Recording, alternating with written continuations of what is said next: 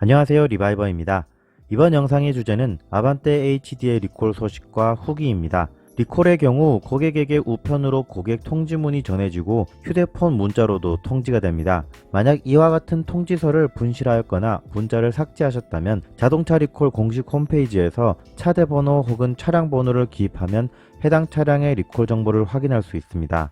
이번 리콜은 ABS, ESC 모듈 내부 정기적 쇼트로 인해 소손이 발생할 수 있는 결함이 확인되어 진행하는 것이며, 이 문제점은 당시 동일한 플랫폼으로 제작된 i30 1세대 모델에도 동시에 적용됩니다. 플랫폼과 부품의 공용화는 개발 기간을 단축시켜주고 비용을 절감할 수 있는 방법이지만, 만약 이와 같은 리콜과 같은 큰 문제가 발생하게 되면 대상 대수가 커져 비용 또한 크게 발생한다는 단점이 있습니다. 리콜 통지문에는 반드시 예약을 하고 방문해달라는 문구가 있지만 꼭 그럴 필요는 없습니다. 방문하기 전에 해당 서비스 센터에 연락하여 리콜 조치를 위한 자재 보유 여부와 소요시간, 그리고 예약을 꼭 해야 하는지 확인하고 방문하시면 됩니다. 제 경우에는 최근 코로나19 사태 등으로 인해 고객들이 많지 않고 소요시간이 짧기 때문에 꼭 예약할 필요가 없다는 답변을 듣고 다음 날인 토요일 방문하였습니다.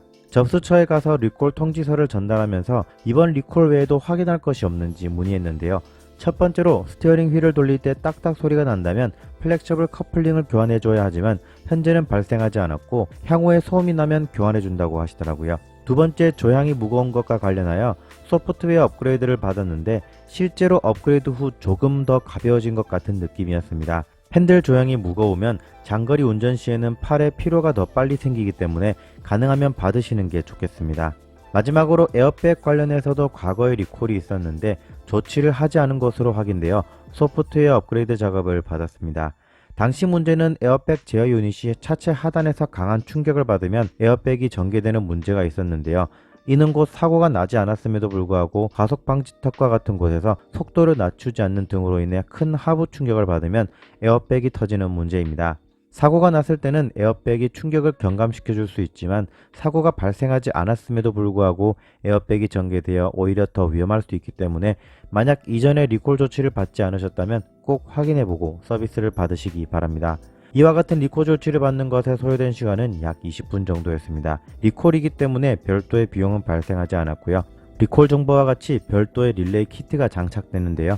결합 내용을 보면 오일이나 수분 등의 이물질이 장기간에 걸쳐 미세 유입되어 쇼트로 소손되어 화재가 발생할 수 있다고 되어 있습니다. 만약 쇼트가 발생한다면 순간적으로 전압이나 전류가 크게 치솟게 되고 이것이 결국 화재로 이어질 수 있는데, 릴레이는 이때 스위치와 같은 역할을 해주어 쇼트가 발생하지 않게 해주는 것이죠. 다만 릴레이는 전력을 소비하기 때문에 배터리에서 별도의 전원 케이블이 연결됩니다. 특히 전자기 릴레이의 경우 소비 전력이 크다고 하는데요.